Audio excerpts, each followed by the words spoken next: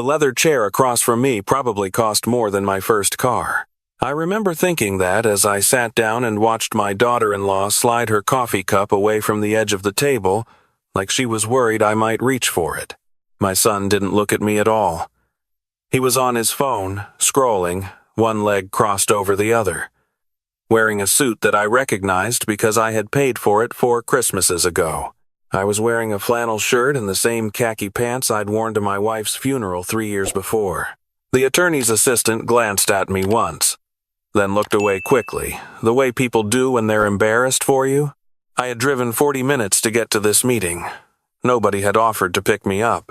The conference room at Hargrove and Associates was on the 14th floor of a building downtown that my son had chosen specifically because he knew I didn't like driving in the city anymore. My hands aren't what they were. My depth perception on the left side has been giving me trouble since the surgery, and parallel parking in a downtown garage took me 3 attempts. I sat in my car for a few minutes before coming up, just breathing, reminding myself why I was there.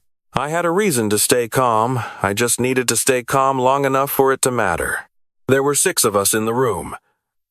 My son and his wife sat on one side of the table with their own attorney, a man named Fletcher who wore cufflinks and kept clicking his pen. My daughter, my younger son, and I sat on the other side with the estate attorney, a woman named Patricia Graves who had handled my wife's affairs and who I trusted completely.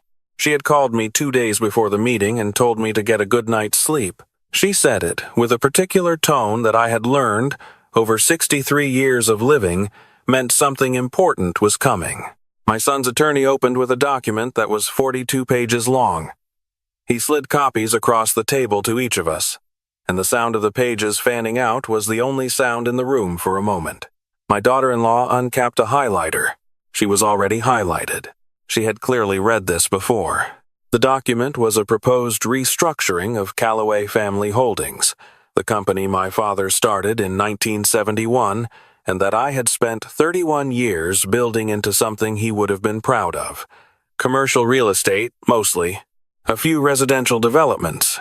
Some long-term leases that had compounded quietly for decades into something substantial. My son had joined the company 12 years ago, after his MBA, and for the first several years I had been proud of him in a way I still have trouble putting into words. He was sharp, he understood numbers, he had ideas. I stepped back more and more, trusting him with decisions I used to make myself. That trust turned out to be a more expensive investment than anything on our balance sheet. Fletcher began talking. He talked about operational efficiency. He talked about the burden of legacy ownership structures on forward-looking growth strategies. He used the phrase streamlining governance 4 times in the first 10 minutes. What he meant, translated out of the language of cufflinks and clicked pens, was that my son wanted me removed from any meaningful role in the company I had built, that my younger son and daughter should be bought out at a valuation he had selected himself, and that controlling interest should transfer to my son and his wife as a unified entity. He had a name for this unified entity. He called it Callaway Next Generation Partners, LLC. I kept my face neutral. I had been practicing. At one point, my daughter-in-law leaned over and said something to my son in a low voice, and he almost smiled. Not quite. He caught himself. But I saw it. My daughter reached under the table and found my hand. She squeezed it once. I squeezed back. Let me back up, because none of this happened in a vacuum. My wife and I built Callaway Family Holdings together, which is something the 42-page document did not mention once. Eleanor handled the books for the first 11 years while I was doing site walks and negotiating leases and driving to properties at 11 o'clock at night when a pipe burst or a tenant called in a panic. We did not take a real vacation until our 22nd anniversary. We drove to Vermont and stayed in a bed and breakfast for 4 days, and I spent half of one afternoon on the phone with a contractor, and Eleanor sat outside on the porch with a book and didn't complain, because she understood. Because she always understood. She was the most capable person I have ever known, and she was also the most patient, and I spent a long time after she died wondering if I had ever properly told her so. I think she knew. I hope she knew. After Eleanor passed, my son moved quickly. I don't use that word to be uncharitable. I use it because it is accurate.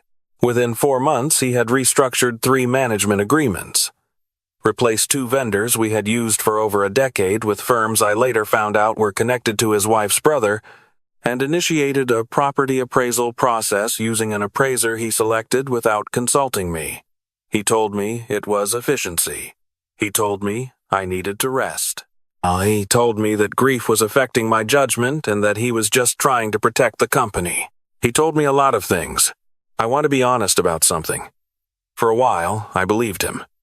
Not completely, and not about everything, but enough. Because he was my son. Because I wanted to believe that the boy I had coached in Little League and driven to debate practice and sat up with at 2 in the morning when he was 17 and convinced the world was ending, I wanted to believe that boy was still in there somewhere making decisions I could trust. Grief does something to your critical thinking. It softens the edges of things you should be looking at with clear eyes. It was my younger son who first showed me the numbers. He worked in accounting. Not for our company, but for a firm in Charlotte, and he came home for Thanksgiving that first year after Eleanor died, and he sat with me at the kitchen table after everyone else had gone to bed, and he opened his laptop and he showed me what he'd found. He had been looking for about 6 weeks, quietly, because he had noticed something in a quarterly report that his brother had emailed the family. A discrepancy. Small enough that most people would have missed it. He hadn't missed it. What he showed me that night was not small. I won't detail all of it because some of it is still part of an ongoing legal matter, but the short version is that over a period of approximately 26 months, funds had been redirected from 3 subsidiary accounts in ways that didn't appear in any report I had seen. The redirected funds went to entities that, when traced, connected back to my daughter-in-law's family's holding company in Delaware.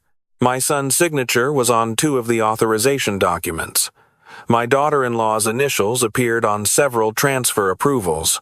The total amount, when my younger son finished laying it out for me, was just over $2 million. I sat at that kitchen table for a long time without saying anything. The refrigerator hummed. Outside, something moved in the yard, maybe a deer, and I watched it through the window for a moment. I thought about my father, who had started this company with a truck and 3 properties, and the stubbornness of a man who grew up with nothing and was determined his children wouldn't. I thought about my wife's hands, how she used to hold a pen when she was checking ledgers, tilted slightly to the left, the way left-handed people do. I thought about my son at 17, sitting at this same table, telling me he was afraid he wasn't smart enough to amount to anything, and me telling him that wasn't true. I thought about a lot of things. Then I went to bed. And the next morning I called Patricia Graves. What followed was 14 months that I did not talk about to anyone except Patricia, my younger son, my daughter, and one other person I'll mention in a moment. I went about my life. I attended the quarterly meetings my son scheduled. I nodded at the appropriate times. I let him believe I was exactly what he needed me to be, an aging father who was tired and grieving and grateful to have a capable son managing things. I brought donuts to 2 of those meetings. My daughter-in-law once patted my arm and told me it was good to see me staying engaged. The other person I spoke to was a man named Agent David Kessler, with the FBI's Financial Crimes Unit. My younger son had made that introduction.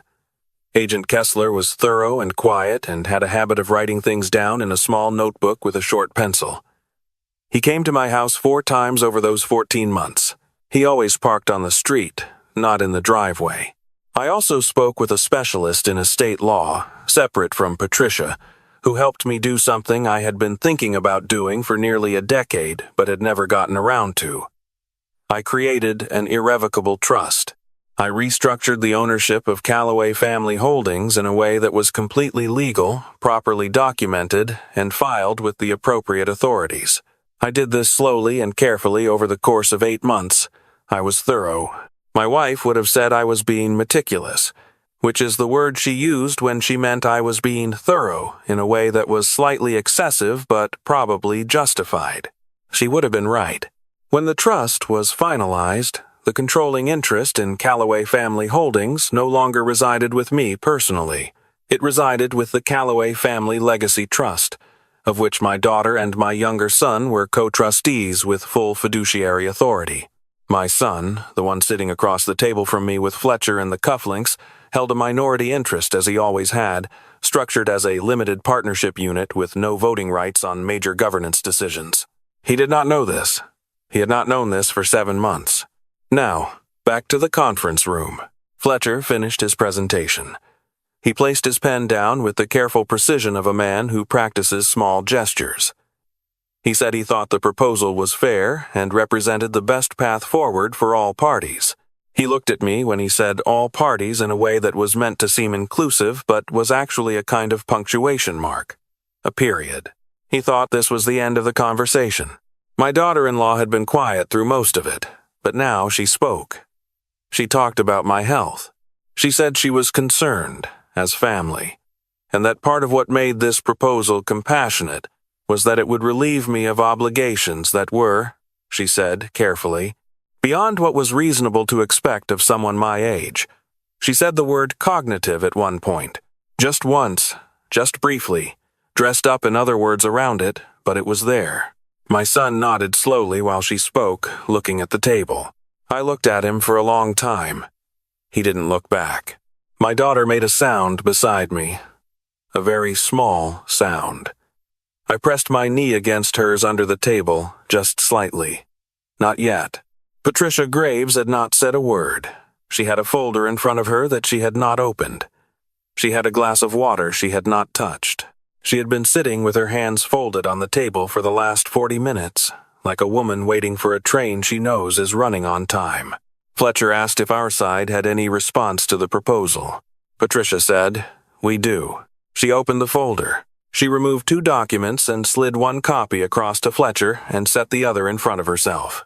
She said she wanted to make sure the record was clear about the current ownership structure of Calloway Family Holdings before any further discussion of restructuring took place. She said she had filed copies of the relevant trust documents with the county recorder's office and with the state attorney general's office 14 days prior, as required by applicable disclosure statutes. Fletcher looked at his copy. His pen was still. My son leaned over to look at what Fletcher was reading. I watched his face. I had been watching his face since he was born. I knew every version of it. The face he made at 7 when he was pretending he hadn't done something wrong. The face at 14 when he was working through a problem and didn't want anyone to know he was struggling. The face at 38 when he stood at his mother's graveside. And I saw something in him that looked like genuine grief, and made me think that maybe I had been wrong about him. Maybe the closeness between us was still there under everything else. The face he made now I had not seen before. It was the face of a man realizing that the ground he was standing on was not the ground he thought it was. His wife reached over and pulled the document toward herself. She read faster than he did. Her face changed before his did. Patricia continued. She explained the trust structure in clear and efficient language. She explained who the trustees were. She explained what the voting rights of each interest holder were under the new structure. She explained that the proposed restructuring presented by Fletcher was, under the terms of the irrevocable trust, not executable without the consent of both co-trustees, which was to say, without the consent of my daughter and my younger son. My daughter and my younger son, sitting on either side of me, did not consent. My daughter-in-law said, "This isn't," and stopped. She looked at my son. He was still reading. Fletcher cleared his throat. He said he would need time to review the documents. He said there may be grounds to challenge the trust on several bases. He said this with less confidence than he had said anything else in the last hour. Patricia said that was certainly his right, and that she was happy to provide him with the contact information for the trust specialist who had drafted the documents, who had 40 years of experience in exactly this area of law, and who had reviewed the documents specifically for the kind of challenges Fletcher was likely to raise. The room was quiet for a moment. Then my son looked at me, directly at me, for the first time since I had sat down. There was something in his face that might have been anger, or might have been something more complicated. He said, "Dad," just that, just my name. I had thought about this moment for 14 months. I had rehearsed things to say. I had imagined being cold, or being devastating, or having some perfectly calibrated sentence that would capture everything I felt and everything he had done, and the $2 million and the 26 months, and the Delaware holding company and his mother's hands holding a pen tilted slightly to the left. I said, "I know, son." That was all. He looked away. Patricia was not finished. She had a second document in the folder. She slid it across the table, and this one was not about the trust. This one was a letter, addressed to my son and his wife from the United States Attorney's Office for the Eastern District. It had been delivered to Patricia's office as a courtesy notification, which she was now, as my legal representative, required to share with all relevant parties. It was a notification that my son and his wife were the subjects of a federal investigation into wire fraud, breach of fiduciary duty, and misappropriation of funds from a closely held family business. It listed the relevant case number. It listed Agent Kessler's name. It recommended they retain counsel experienced in federal criminal defense matters. My daughter-in-law stood up. She stood up so quickly her chair rolled back and hit the wall behind her. She said something to Fletcher that I won't repeat. Fletcher put his hand up and said, quietly but firmly, that she needed to stop talking. She sat back down. My son had gone very still. He was holding the letter and his hands were flat on the table and he was not moving. I have seen photographs of people at the moment a difficult thing becomes real to them, that specific quality of stillness, and I had always thought it was something photographers invented or exaggerated. I understand now that it is real. We left before they did. Patricia gathered her folder with the same unhurried movements she had used, putting it on the table. My daughter took my arm at the elevator. My younger son walked on my other side without saying anything, which was the right thing. He has always known when silence is the right thing, which is a quality I apparently failed to pass on consistently. In the elevator, my daughter said, "Are you okay?" I thought about it honestly, the way she deserved. I said, "I think so. Ask me in a week." She laughed, a short, surprised laugh, and then she pressed her face against my shoulder for a second. She is 40 years old. She still does that sometimes, presses her face against my shoulder. And every time it happens, I think about how she used to do it when she was 4 and was afraid of thunderstorms, standing next to my chair in the kitchen at 2 a.m. while Eleanor made warm milk and I sat with her until the storm passed. I thought about that in the elevator going down. The lobby had marble floors and a security desk and a revolving door that let in a rush of cold November air when I pushed through it. I stood on the sidewalk for a moment before walking to the garage. The city was loud around me. A truck was idling at the intersection. Someone was playing music from a phone somewhere. The sky was the specific gray of a late fall afternoon in the Midwest, not threatening, just settled into itself, the way November skies get. I had worn my flannel shirt and my khaki pants because I wanted to be comfortable. That's the whole truth of it. I am 63 years old and my wife is gone and my hands aren't what they were, and I drove 40 minutes to sit in a room where my son's attorney talked about my cognitive capacity, and I wanted to be comfortable in the clothes I was wearing. There was no statement intended. There was no strategy to it. The strategy was in the folder Patricia was carrying. I walked to my car. It took me 2 tries to get my key into the lock, which annoyed me, and I sat in the driver's seat for a minute before starting the engine. I have a photograph of Eleanor on my dashboard. A small one, laminated, from a trip we took to the coast of Maine about 15 years ago. She's laughing at something, looking slightly off to the left of the camera, her hair moving in the wind. She looks so free in it. We had 4 days with no phone calls, no contractors, no crises, just the 2 of us and the water and a rental cottage that was charming and deeply impractical. I looked at the photograph for a moment. I said, out loud, to no one and to her, "I think it's going to be okay." Then I started the car and drove home. The weeks that followed were not simple. I want to be honest about that because it would be easy to end the story in the elevator or on the sidewalk and leave out the parts that were harder. My son retained a criminal defense attorney. There were conversations through lawyers that were businesslike and painful in the specific way that businesslike conversations about painful things are. My daughter-in-law's family made some noise about the Delaware entities being mischaracterized, which went nowhere. Fletcher filed a challenge to the trust structure, which also went nowhere, and which I was told cost them significantly in legal fees. My grandchildren were the hardest part. I have two, both from my son, a boy who is 9 and a girl who is 12. They did not understand what was happening, and there were months when I did not see them, because the situation between their parents and me was not something I could explain to a 9-year-old and a 12-year-old in terms that were fair to everyone involved. I missed them with a specific, physical missing, the kind that sits in your chest. We have a routine. I pick them up on Sunday mornings and we make breakfast together, pancakes and scrambled eggs, and the boy puts too much syrup on everything and the girl has started caring about things like whether the eggs are overcooked, which I find hilarious and wonderful. That Sunday morning routine stopped for a while. It has since resumed. Partially. We are working toward it. That is what I can say honestly. My son and I have spoken twice, not through attorneys, just the two of us. Both times on the phone, both times short. I do not know where we end up. I know that I love him in the way that you love a person who has been part of your life since before you fully understood what love was, which is a kind of love that does not have an off switch regardless of what that person does. I also know that the $2 million is real, and the 26 months are real, and what his wife said about my cognitive capacity in that conference room is real, and I am not going to perform a forgiveness I haven't arrived at yet, because it would be dishonest and he would know it, and it wouldn't help either of us. What I have arrived at is this. I did what I needed to do to protect what my father built and what Eleanor and I grew together and what belongs to all of our children, not just one. I did it without anger, or tried to. I did it carefully and legally and with as much patience as I have ever managed in my life.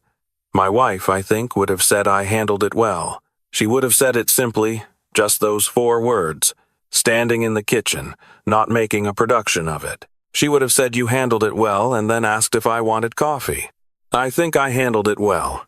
The flannel shirt is hanging in my closet. I will probably wear it again next week. It is a good shirt. I have had it for 11 years and it still has all its buttons, which is more than I can say for some of the people who sat across that conference table from me. My daughter called it the lucky shirt after the meeting, and now that's what we call it in the family. The lucky shirt. My younger son says I should frame it. My daughter says I should keep wearing it because you should never retire something that works. Eleanor would have had a third opinion, the correct one, that somehow combined both of theirs. I still talk to her sometimes. In the car, mostly. In the kitchen, in the morning, when it's quiet and the coffee is brewing and the house is the particular silence of a house that used to have more people in it. I don't do it because I think she can hear me, or I don't do it only for that reason. I do it because 63 years is a long time to be someone, and part of how I know who I am is by saying things out loud to the person who knew me best. I tell her about the grandchildren. About Sunday breakfasts coming back slowly, pancakes with too much syrup, eggs that are maybe a little overcooked but perfect to me. About the maple tree in the backyard that we planted together the first fall after we moved into the house, which is now tall enough that its branches brush the upstairs window in a storm. I tell her I'm okay.